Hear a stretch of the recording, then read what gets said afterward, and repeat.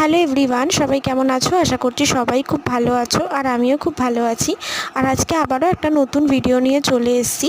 আর আজকে না সকাল সকালই গাছগুলোতে একটু জল দিয়ে দিচ্ছিলাম, কারণ এখন অত্যাধিক পরিমাণে গরম পড়েছে। তো রাত্রেবেলা গাছে জল দিয়ে রাখি, কিন্তু সকালবেলা না মাটিগুলো দেখে একদম শুকিয়ে যায়। তো সেই কারণে আগে সকাল সকাল গাছগুলোতে জল দিয়ে দিই। আর আজকে সকাল থেকেই না বাইরে প্রচণ্ড পরিমাণে রোদ, তো বড়মশাই বেরোবে, ওকে টাটা করে দিয়ে এখন ঘরে চলে এসেছি। ও বেরিয়ে গেল অফিসে। তো এরপরে আমি ঘরের সমস্ত কাজবাজগুলো আস্তে ধীরে করে নেব। সকাল থেকেই প্রচণ্ড পরিমাণে গরমও লাগছিল, যতটা তাড়াতাড়ি পারবো কাজগুলো সমস্ত কিছু সেরে নেব। আর ব্ল্যাঙ্কেটটা এখন তুলে দিয়েছি, কারণ ওটা তো আপাতত এখন আর লাগবে না। তো ভোরবেলার দিকে যেহেতু হালকা ঠান্ডা থাকে, তাই একটা পাতলা চাদর বার করে রেখেছি, কারণ আমার ভোরবেলার দিকে একটু ঠান্ডাই লাগে। আর গতকাল আমি তোমাদের সাথে কোনো ভিডিও শেয়ার করতে পারিনি, আমার শরীরটা খুব একটা ভালো ছিল না, তো সেই কারণেই কোনো ভিডিও দিতে পারিনি। এই যে জানলাটা সরিয়ে দিতেই ঘরে না এত পরিমাণে রোদ চলে আসে আর কি পরিমাণে গরম লাগে। তো এখন কাচের টেবিল সমস্ত কিছু মুছে নেব। আর তোমরা না যারা যারা আমার ভিডিওগুলো দেখছো, তোমরা সবাই প্লিজ একটু আমার চ্যানেলটাকে সাবস্ক্রাইব করে দিও।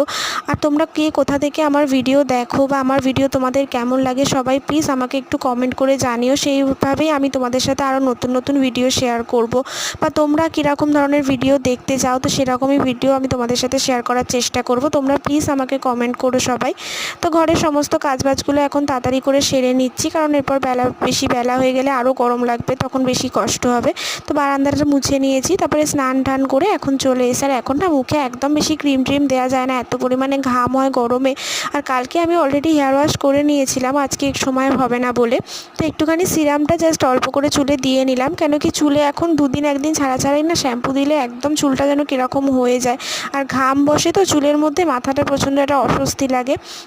তো স্নান টান করে ক্রিম ট্রিম মেখে নিয়েছি, এখন সিঁদুরটা পরে নিলাম, নিয়ে এখন যাবো ঠাকুর ঘরে। তো কালকের বাসি যে ফুলগুলো ছিল সেগুলো আমি সমস্ত কিছু তুলে নিয়েছি। কোনো দিন সন্ধেবেলাতেও তুলে রাখি, তবে কালকে আর সন্ধেবেলা বাসি ফুলগুলো তোলা হয়নি, তো সেই কারণে আজকে সকাল সকাল আগে ফুলগুলো তুলে নিলাম।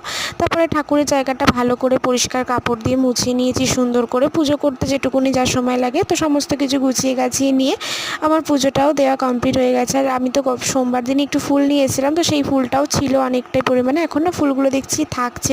তো মা এখানে নিচে গেছিলো একটুখানি মাছ কিনতে, আর আমাদের যেহেতু চারতলার উপরে এরকমভাবে না কেউ ওঠে না আর কি কিছু দিতে, তো আমাদের সেই ক্ষেত্রে নিচে গিয়ে জিনিসপত্র নিয়ে আসতে হয়।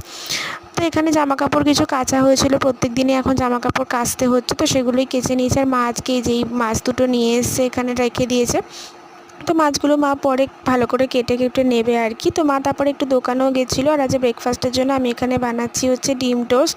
তো আমি আর মাই খাবো, কারণ বড়মশাই বেরিয়ে গেছে, বাবাও বেরিয়ে গেছে অফিসে। তারপরে ব্রেকফাস্টের পরে এখন দুপুরবেলা লাঞ্চ নিয়ে বসে গেছি। তো যাই হোক, আমার ভিডিওটা এই পর্যন্তই। তোমাদের কেমন লাগলো সবাই অবশ্যই কমেন্ট করে জানিও, আর আমার চ্যানেলটিকে সাবস্ক্রাইব